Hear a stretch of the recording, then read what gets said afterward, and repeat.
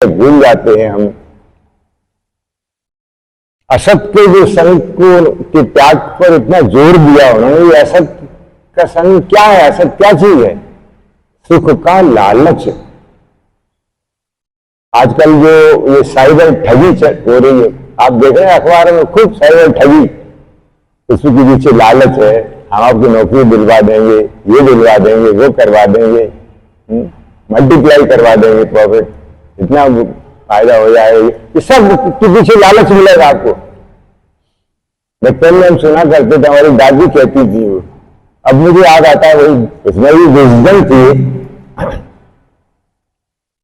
मक्खी बैठी शहद पर पंख रहे लिपटाए, हाथ मले और सिर धुले लालच बुरी।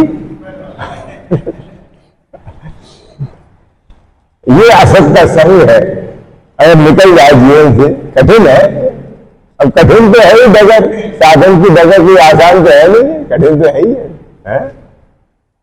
सुख सुविधाएं छोड़नी पड़ती हैं। और गौतम बुद्ध ने तो अपना राजपाट त्याग दिया, भैया यहाँ तो कुछ नहीं है त्यागने के लिए, हम क्या त्यागेंगे? लालच ही छूट जाए, सुख का भीतर से निकल जाए, मुझे कुछ नहीं चाहिए, बड़ा जोर दिया हमारे दिन इस पे अच्छा होने को। तो उसका मूल क्या, मैं सोचने लगा कि महाराज ऐसा होना क्या संभव है? तो बोले क्यों, क्या कठिन है? चाह तो प्राकृतिक विधान से पूरी होगी। अरे तो फिर क्या बात है, जब प्राकृतिक विधान से होगी पूरी, जो हमें मिलना वो मिलेगा ही, जिस चीज के लिए हम डिजर्व करते हैं, तो हम क्यों फिर काहे के लिए भागें इसके पीछे? क्यों इसका चिंतन करें? क्यों अपनी एनर्जी इसमें लगाएं? क्यों अपने जीवन बर्बाद करें नाशवान चीजों के पीछे भागकर? क्योंकि देखिए, कामनाएं इतनी अंबार है, कोई हिसाब नहीं है आदमी के भीतर।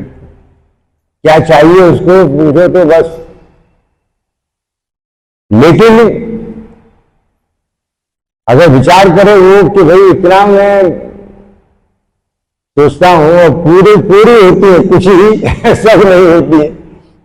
सब तो खैर आज तक विश्व के इतिहास में किसी की नहीं हुई कामना पूरी, बल्कि ये भी कहा महाराज जी ने कि ऐसा भी नहीं कि किसी की कोई कामना पूरी ना हुई हो, एक भी नहीं हुई है, ऐसा भी नहीं।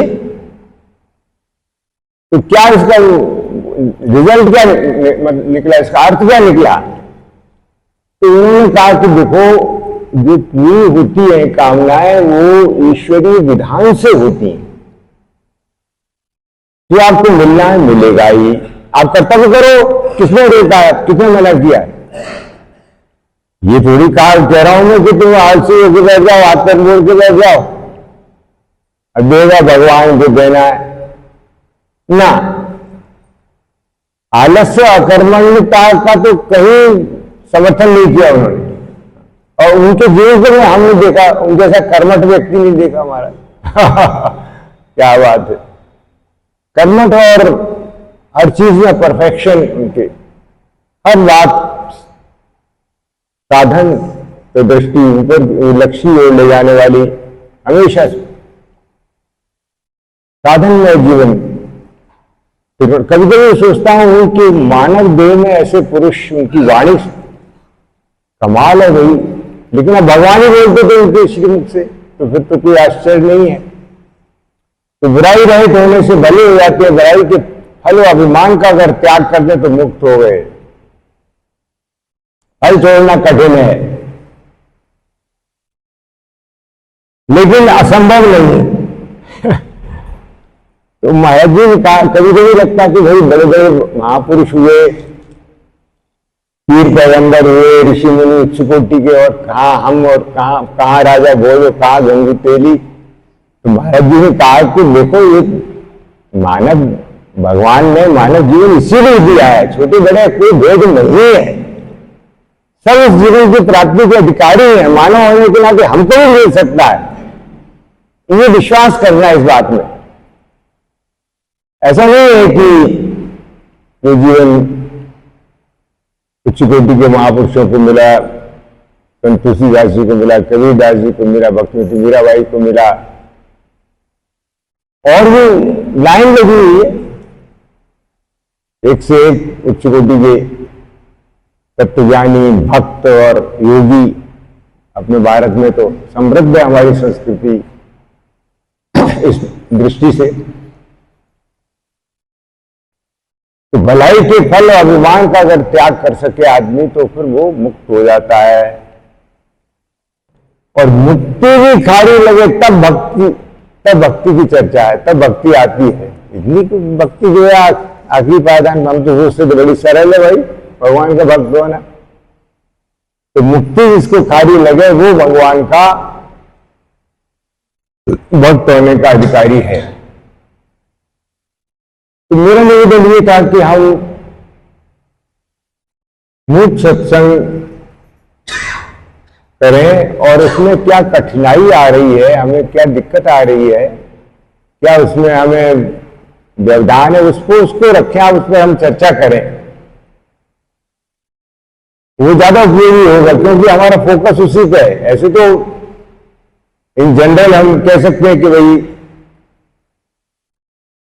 हमें कर्तव्य पालन करना है, अब सुबह सो के उठे, नींद खुली, शरीर से संबंध हुआ,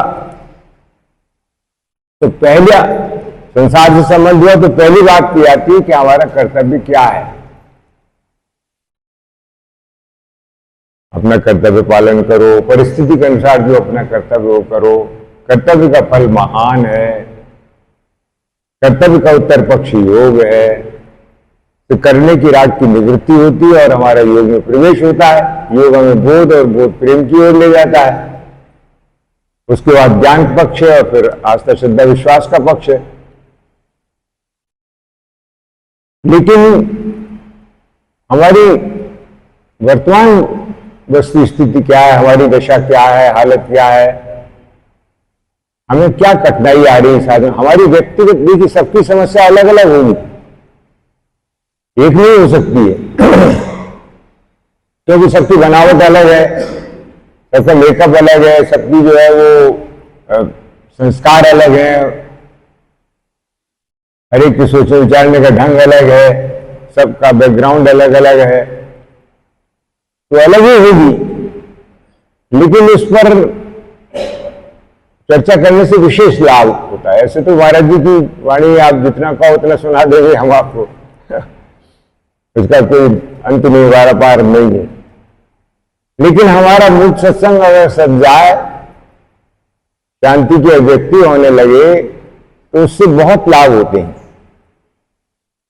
उससे अपने आप जो है हमारा इस जीवन में प्रवेश होने लगता है, संसार की वास्तविकता नजर आने लगती है, शरीर की वास्तविकता नजर आने लगती है, अपनी मांग की जागृति होने लगती है, भगवान की ओर ध्यान जाता है कि मैं कैसे प्रभु को प्राप्त करूं, क्या तरीका है उसका, क्या उपाय है। तो आज की चर्चा को यही विश्राम देते हैं, अभी कल का दिन और है। तो आप सब भाई बहन मूक सत्संग करें और कल की बैठक में रखें इस बात को कि आपको क्या दिक्कत हुई, क्या कठिनाई हुई, कितनी देर तक आप कर सके इसे, और उसकी आपकी अनुभूति क्या रही उसमें करने में। इन सब बातों को आप रखें तो उसका विशेष लाभ होगा। और हम सबको देखिए, आध्यात्मिक का अर्थ ये नहीं है कि कोई हमारे सांसारिक कामों में रुकावट आएगी या सांसारिक काम नहीं हो सकेंगे या हमारे अधूरे रहेंगे, या ऐसा नहीं। उससे हमारा चतुर्विध विकास होता है और हम एक श्रेष्ठ मानव बनते हैं, अच्छे मानव बनते हैं, जैसा होना चाहिए। महाराज जी ने कहा कि भाई भगवान ने मानव बनाया, भगवान ने अपने जैसा हर एक इंसान बनाया। तो ये दोष बुराई दूर हो जाए, विकृतियां दूर हो जाए, हम सच्चे मानव बन जाए, साधन पथ पर चलें और अपने लक्ष्य को प्राप्त करें। इसी सद्भावना के साथ आप सभी को बहुत बहुत प्रणाम। हरि ओम तत्सत।